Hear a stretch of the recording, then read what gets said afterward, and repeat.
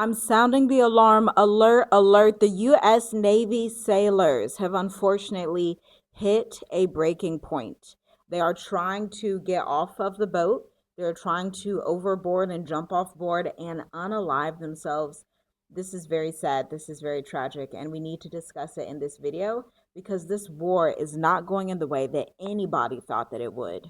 Right now, 5,000 sailors and Marines, aboard the USS Abraham Lincoln are trapped in a floating prison, going over 250 days at sea, and more than 200 of those consecutive days going without ever touching land. But while the administration brags about military dominance, the human beings on that deck have reported to be living through absolute hell. And this isn't political hyperbole, but this is actually documented fact from military families, shipboard doctors, and investigative reporting, in the Stars and Stripes and in the Navy Times. Spouses like Annabelle Loma and Maria Rodriguez, as well as others, have come forward revealing that exhausted, broken sailors are literally trying to jump overboard just to escape, and the watchstanders are having to physically tackle their own shipmates, just to stop them from going over the side. Families at town halls have described mold-covered showers, broken plumbing, weeks without hot water, and meals reduced to half a cup of rice and 2 tortillas. People are begging for basic soap and toothpaste, while pulling grueling 16-hour shifts in an escalated conflict zone. But how does the ruling class respond? Defense Secretary Pete Hegseth gets in front of the press and dismisses these eyewitness reports, and uses his mentor Trump's famous manipulation line, that it's just fake news and completely misrepresented. This proves that the state apparatus cares infinitely more about maintaining narrative control, rather than the actual lives of the people executing its mandates. They've constantly declared mission victories on television, while leaving those sailors stranded indefinitely to guard resource corridors and to keep lining the pockets of defense contractors and political oligarchs. There's something so deeply dystopian about this boat carrying billions and billions of dollars, cutting through the Middle East while families back home reportedly beg military leadership to bring their loved ones back home.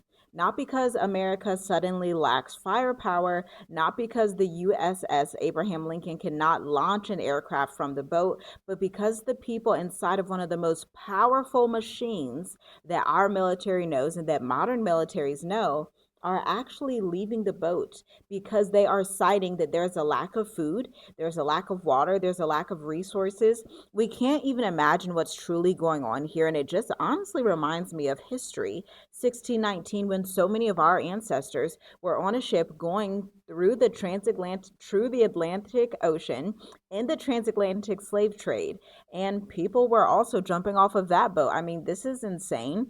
This is crazy. And just know that these people have been dispatched and they were in the reserves in winter 2025. These people signed up with the reserves because they thought, okay, I can get a good military check.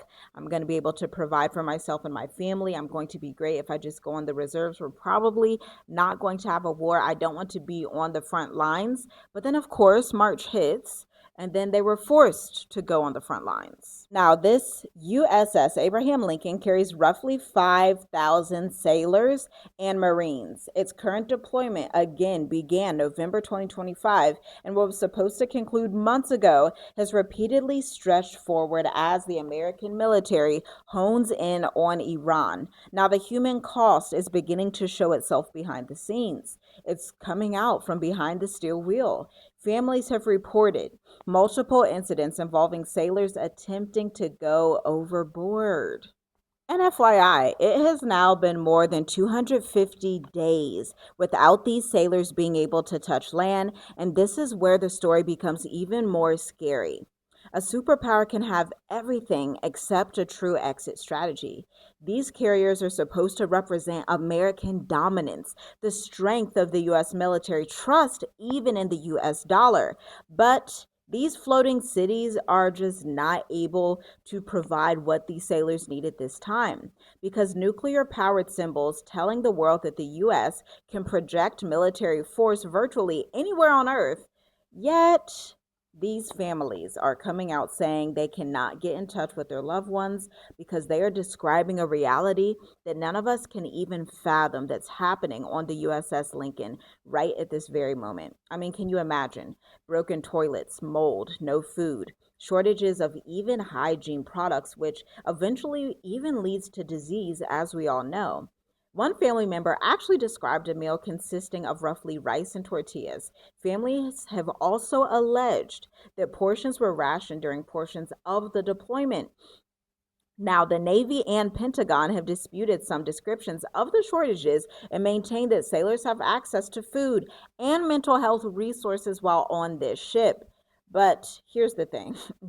The dystopian part is not just this ship. The dystopian part is the contradiction between what mainstream news media is saying. Remember the term fake news, and we should only trust what the media is officially telling us is happening with the U.S. Navy. Meanwhile, families are reporting that the conditions are not as they seem. I mean, can somebody ring the alarm and remember the Tuskegee Airmen also, who were tested during that time with the government, had syphilis, like all types of crazy things. We know that the US government is responsible for some crazy things. These are still people. These are still Americans. A sailor is still going to need sleep. A Marine is still going to need food no matter how rigorous the training was. A crew is still going to need sanitation. A family still has to know when someone is coming home, and a military cannot indefinitely automate its way around human exhaustion. The Lincoln was originally assigned elsewhere before being redirected to the Middle East. I want to make that very clear. But when the U.S. conducted operations connected to the conflict with Iran, they obviously got shipped to the Middle East. Now, this is what us as Americans, we need to ask a bigger question. What happens when an empire's commitments become larger than the human beings required to maintain them? Because military power is not measured by how many missiles you can launch. Instead, it's measured by how long your people can actually sustain the mission. Now, if you thought that was crazy, let's just keep rolling because the story gets even more strange as we go down this rabbit hole, because Iran has actually made a claim on social media. And Iran has been having the Lego videos. They've been having all types of like propaganda. They've been showing black folks via Lego, showing like all people around the world in slavery to America, like all types of craziness. So Iran had something to say about this. And here's what they said. Social media has now added an almost surreal twist to all of this. Posts are circulating claiming Iran offered assistance to the USS Abraham Lincoln.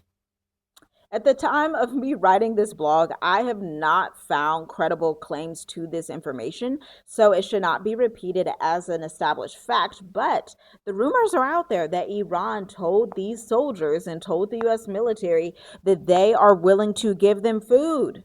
Okay, now of course the US military, as prideful as it is going to be like, no, don't send them folks that food. They don't need that food. From what I've seen on Instagram about this topic, about the families, I mean, I saw somebody in the comments on an Instagram post saying, yes, my son is out there. I've not been able to get in contact with him for a while. Yes, my family member is out there on that ship. It's just really sad because thousands of Americans remain on board for this vessel, operating in dangerous geopolitical turmoil without a publicly announced return date. Like, they're not even saying we're trying to bring these troops home. This has only gotten out because of social media, because some of these family members somehow have access to some of the sailors. Maybe they brought their phones. I'm not sure how that works, but they have received that information.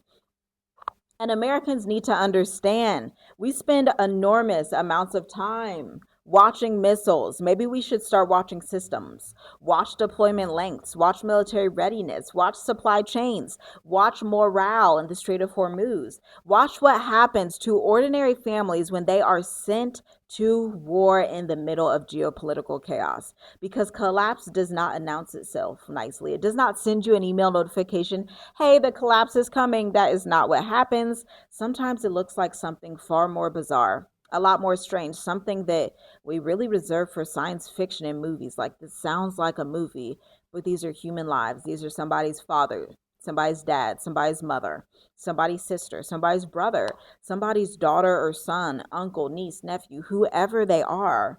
These are humans. These are Americans who are stuck And it just goes to show you how far can you trust this empire? How far can you trust what is happening with the geopolitics today? And how long can the people carrying that power continue to carry it? It looks like we are going to lose the Iran war. I'll be honest with you. We did not win the Vietnam War, right? Let's just remember that the heydays of American superpowers are over, and America, to be honest with you, the elites of America get a thrill out of regular American civilians struggling. Let's be real. We all know this, even with the Epstein files. Like I don't even want to touch on that in this video, but it just goes to show you how our military thinks. And this is why Iran is rubbing it in the face of Americans, producing propaganda videos about the Epstein files and Trump, and about laughing at Trump, all of these things, because everybody on the face of the earth now knows that America is not a superpower, because a superpower does not leave their people stranded without food. A superpower does not lie to their people and pretend nothing is happening. A superpower does not unalive 40 world leaders in Iran and then expect that Iran is not going to do anything about it. Leave your comments down below. I want to know what you think. Check out the links in the description for the Mature Adult Intensive. We had a phenomenal State of the Diaspora business intel, getting clients in Undeniable, our one-to-one hybrid container, also doing some tech contracting on the marketing agency side. And so things are really looking wonderful over here. But if you're someone that has been wanting to get out of the United States of America, you're looking at this and it just leaves you enraged. You're looking at the Nolan Wells case. You're looking at the 17 Black Americans that have been lynched in the past year. And you're like, okay, when does it stop? Well, let me just be the first to tell you. It's not going to stop, ma'am, sir. It's not going to stop. So the best thing for you to do is to grab your things, get out of the U.S. while you can, build your online consulting business, and enjoy a life outside of the American system. Of course, America has far-reaching things that go all the way across the world, but at the end of the day, you can live outside of America for years and years freely, enjoying a regular life as every human should be able to outside of that matrix. And as every day passes by, we are really seeing the United States of America is the biggest matrix that exists today. Hopefully these families get in touch with their loved ones. Hopefully they actually send them home. Maybe the social media outpour will demand President Trump and the military and Pete Hegseth to send these people home. I'm not sure. If you have a loved one out there, leave a comment down below. I'm so sorry. Let us know what's going on. It's just a really sad situation. Shalom, shalom. I'll see you in the next video.